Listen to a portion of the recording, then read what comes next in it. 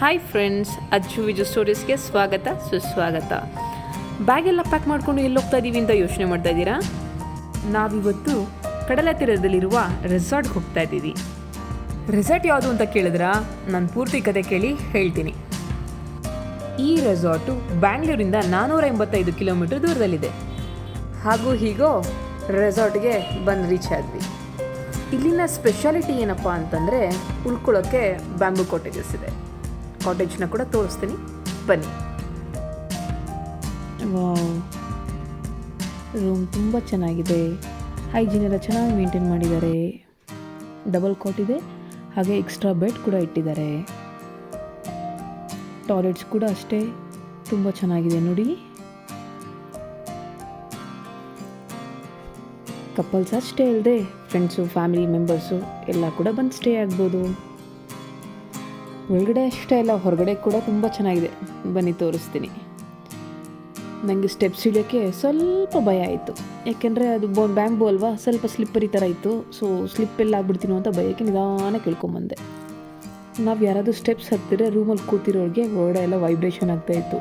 So ಬ್ಯಾಂಬೂಯಿಂದ ಮಾಡಿರೋದಲ್ವಾ, ನನಗೆ ಆ vibration feel ಆಗ್ತಿತ್ತು. ಕೂತಾಗ ನಿಂತಾಗೆಲ್ಲನೂ ಯಾರೋ ಬರ್ತಾ ಇದ್ದಾರೆ ಅಂತ ಕ್ಲೀನಾಗಿ ಗೊತ್ತಾಗ ಕೂಡ ಆಗ್ತಿತ್ತು ನನಗೆ. ಬೀಚ್ ರೆಸಾರ್ಟ್ ಅಂತ ಹೇಳಿಬಿಟ್ಟು ಬೀಚ್ ತೋರಿಸ್ತಿದ್ರೆ ಆಗುತ್ತಾ? ಬನ್ನಿ ಬೀಚ್ ಕಡೆ ಹೋಗೋಣ. ಸಮ್ಮರ್ ಆದ್ದರಿಂದ ತುಂಬ ಬಿಸಿಲಿತ್ತು, ನೋಡಿದ್ರೆ ಗೊತ್ತಾಗ್ತಾ ಇದೆ. ಆದರೂ ಇಲ್ಲಿ ಪರವಾಗಿಲ್ಲ ಅಂತ ಎಲ್ಲರೂ ನಡ್ಕೊಂಡು ಹೋಗ್ತಾ ಇದ್ದೀವಿ ನೋಡಿ. ವ್ಯೂ ಮಾತ್ರ ತುಂಬ ಇದು ಪ್ರೈವೇಟ್ ಬೀಚ್. ಇದ್ರ ಬಗ್ಗೆ ಸ್ಪೆಷಲಾಗಿ ಏನು ಹೇಳಬೇಕು ಅಂತಂದರೆ, ಇಲ್ಲಿ ಯಾರ್ಯಾರು ಸ್ಟೇ ಆಗಿರ್ತಾರೆ, ಪಕ್ಕದಲ್ಲೊಂದು ರೆಸಾರ್ಟ್ ಇದೆ, ಇದೊಂದು ರೆಸಾರ್ಟ್ ಇದೆ. 2 ರೆಸಾರ್ಟಲ್ಲಿ ಇರೋವಂಥವ್ರು ಮಾತ್ರ ಇಲ್ಲಿರ್ತಾರೆ. ಸೊ ಆದ್ದರಿಂದನೇ ಜನ ಜಾಸ್ತಿ ಯಾರೂ ಇಲ್ಲ. ಎಲ್ಲರೂ ಅವ್ರವ್ರ ಪಡೆಗೆ ಅವ್ರು ಆಟಾಡ್ತಿದ್ದಾರೆ. ಆದರೆ ನನಗೆ ಮಾತ್ರ ಏನು ಅನಿಸುತ್ತೆ ಗೊತ್ತಾ, ಈ ವ್ಯೂ ನೋಡಿದರೆ, ನೋಡ್ತಾ ಇರಿ ಹೇಳ್ತೀನಿ. ಯಾವುದೋ ಒಂದು ಸಾಂಗ್ ನೆನಪಾಗ್ತಿದೆ ಕಣ್ರಿ. ಕಡಲನ್ನು ಕಾಣ ಹೊರಟಿರೋ ಕರಗೋ ಕರಗೋ ಮುಗಿಲೇ, ಕಿರಣವ ಮುಗಿಲಕ್ಕೆ ಇಳಿದೆ ನಾನು ಜೊತೆಗೆ ಬರಲಿ. ಪೂರಿ ಆಲೂ ಬಾಜಿ ಸಿಕ್ಕಾಪಟ್ಟೆ ಹಶ್ವಾಗೋಗಿತ್ತು. ಬೀಚಲ್ಲಿ ಆಟಾಡ್ತಿದ್ವಲ್ಲ, ಸೊ ಬೇರೆ ವೀಡಿಯೋಸ್ ಎಲ್ಲ ಮಾಡೋಕ್ಕಾಗಿಲ್ಲ, ಯಾಕಂದರೆ ಕೈಗೂ ಬಾಯಿಗೂ ಯುದ್ಧ ನಡೀತಿತ್ತು. ಬಿಜು ಕಾಫಿ ಕೂಡ ಟೇಸ್ಟ್ ಮಾಡಿದ್ರು, ಅದು ಕೂಡ ಚೆನ್ನಾಗಿ ಮಾಡಿದರು. ಇಲ್ಲಿ ಏನೇ ಫುಡ್ ಆದ್ರೂ ನಾವು ಅವಾಗೇ ರೆಡಿ ಮಾಡಿಸಿ ತಿನ್ನಬೇಕು. ಯಾವುದೋ ಜಾಗಕ್ಕೆ ಹೋದ್ವಿ ಅಂದರೆ ಈ ಹೆಣ್ಮಕ್ಳಿಗೆ ಫೋಟೋಸು ವೀಡಿಯೋಸು ಹುಚ್ಚು. ಎಷ್ಟು ಸಲ ಫೋಟೋ ತೆಗೆದ್ರು ಬಿಡಲ್ಲ.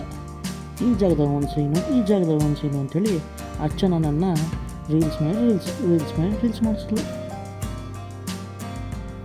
ಹಾಗೆ ಇಲ್ಲಿ ಟೆಂಟ್ ಸ್ಟೇ ಕೂಡ ಇದೆ. ಫೋಟೋಸ್ ಆಗಲಿ ವೀಡಿಯೋಸ್ ಆಗಲಿ ತಕ್ಕೊಳ್ಳೋಕ್ಕೆ ಒಳ್ಳೆ ಜಾಗ. ಅದಕ್ಕೆ ಅಂತಲೇ ಒಂದು ಸೆಟಪ್ ಮಾಡಿದ್ದಾರೆ ನೋಡಿ, ಹಾರ್ಟ್. ಇದು ಫ್ರಂಟ್ ವ್ಯೂ ರೆಸ್ಟೋರೆಂಟು, ಅಲ್ಲಿಂದ ನಿಂತ್ಕೊಂಡು ಫೋಟೋ ತೆಗೆಸ್ಕೊಂಡಿದ್ದೀವಿ. ಇದು ಕೂಡ ಒಂದು ಆ್ಯಕ್ಚುಲಿ ಬೋಟ್ ಶೇಪಲ್ಲಿದೆ. ಕ್ಲೀನಾಗಿ ಅದನ್ನು ವ್ಯೂ ನೋಡಬೇಕು, ಚೆನ್ನಾಗಿದೆ. ಈ ಹಕ್ಕಿ ಸದ್ದಲ್ಲಿ ಅಕ್ಕಪಕ್ಕ ಬ್ಯಾಂಬೂ ಕಾಟೇಜು. ಇಬ್ಬರು ಕೈ ಹಿಡ್ಕೊಂಡು ವಾಕ್ ಮಾಡ್ಕೊಂಡು ಹೋಗೋಣ ಅಂತ ಇಬ್ಬರು ವಾಕ್ ಮಾಡ್ತಾಯಿದ್ವಿ. ನಮ್ಮ ಬಾಬಾ ವೀಡಿಯೋ ಮಾಡ್ತಾ ಇದ್ದಾರೆ, ನಮಗೆ ಗೊತ್ತಿಲ್ದಿರ. ವೀಡಿಯೋ ಮಾಡ್ತಿದ್ದಾರೆ ಅಂತ ಗೊತ್ತಾದ್ಮೇಲೆ ಪೋಸ್ಟ್ ಕೊಡಿದ್ರೆ ಇರ್ತೀವ, ಆಬ್ವಿಯಸ್ಲಿ ಪೋಸ್ಟ್ ಕೊಡ್ತಾ ಇದ್ದೀವಿ ಇಬ್ರು. ಅದರಲ್ಲಿ ಬೇರೆ ಅಲ್ಲಿ ನೋಡು ಇಲ್ಲಿ ನೋಡು ಅಂತೆಲ್ಲ. ಈ ಥರ ವಾಕಿಂಗು ನಾನು ಅಚ್ಚು ಯಾವತ್ತೂ ಮಾಡೇ ಇಲ್ಲ ಅನ್ಸುತ್ತೆ ಅಲ್ವಮ್ಮ? ಹೌದು, ಖಂಡಿತ. ವಾಕಿಂಗ್ ಮಾಡಿದ್ದು ಸಾಕಾಯಿತು, ವಿಡಿಯೋ ಮಾಡಿದ್ದು ಸಾಕು. ರೆಸಾರ್ಟು ಇವಾಗ ಎಲ್ಲಿದೆ ಅಂತ ಹೇಳೋಣ ಬನ್ನಿ. ಈ ಜಾಗ ಸ್ವರ್ಗದ ಮಡಿಲಲ್ಲೇ ಇದ್ದಾಗಿದೆ. ಯಾಕೆ ಅಂದರೆ ಈ ಕಡೆ ಕಾಟೇಜು, ಇದರಡೆ ಬೀಚು, ಮಧ್ಯದಲ್ಲಿ ನಾವು. ಯಾವುದು ಅಂದರೆ ನಿರ್ವಾಣ ನೇಚರ್ ಬೀಚ್ ರೆಸಾರ್ಟ್. ಇದು ಕುಮಟಾಯಿಂದನೂ ಸ್ವಲ್ಪ ಒಳಗಡೆ ಹೋಗಬೇಕು, ಬಸ್ ಸ್ಟಾಪಿಂದನೂ. ಇದ್ರ ಗೈಡೆನ್ಸ್ ಎಲ್ಲ ಬೇಕು ಅಂತಂದರೆ ನನಗೆ ಕಮೆಂಟ್ ಮಾಡಿ, ನಾನು ನಿಮಗೆ ಕಳಿಸ್ಕೊಡ್ತೀನಿ ಡೀಟೇಲ್ಸ್. ಇದು ಎಂಟ್ರೆನ್ಸು. ಅರ್ಚನಾ, ನೀನು ಅವೆಲ್ಲ ಹೇಳಿದ್ಯಲ್ಲ, ಫ್ರಂಟ್ ವ್ಯೂ ಬೋಟ್ ಥರ ಕಾಣುತ್ತೆ ಅಂತ, ಅದನ್ನ ತೋರಿಸ್ತೀನಿ ನೋಡು. ಈ ಆ್ಯಂಗಲಿಂದ ಹಿಡಿದು ಆ ಆ್ಯಂಗಲ್ ತನಕನೂ ಒಂದು ದೋಣಿ ಕೂಡಿಸ್ದಂಗಿದೆ. ಡೇ ವ್ಯೂ ಆಯಿತು, ಇವಾಗ ನೈಟ್ ವ್ಯೂ ನೋಡಿಸ್ಬೇಕಲ್ವ ನಿಮಗೆ. ಬನ್ನಿ ನೈಟ್ ವ್ಯೂ ನೋಡೋಣ. ನೈಟು ಹೋಗಿ ಬೀಚಲ್ಲಿ ಕೂತಿದ್ವಿ. ಕತ್ಲೆ ಇರೋದ್ರಿಂದ ಯಾವುದು ಫೋಟೋಸ್ ಬಂದಿಲ್ಲ.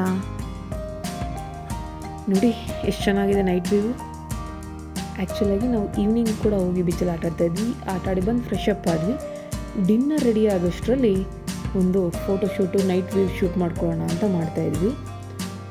ಎಷ್ಟು ಕಗ್ಗತ್ತಂದರೆ ಈ ಜಿಜಿ ಬೆಸದ್ದು, ಆಮೇಲೆ ಆ ಬೆಳಕಿನ ಹುಳ ಎಲ್ಲ ಮಗ ಕೊಡಿತಾಯಿತ್ತು ಬಂದು.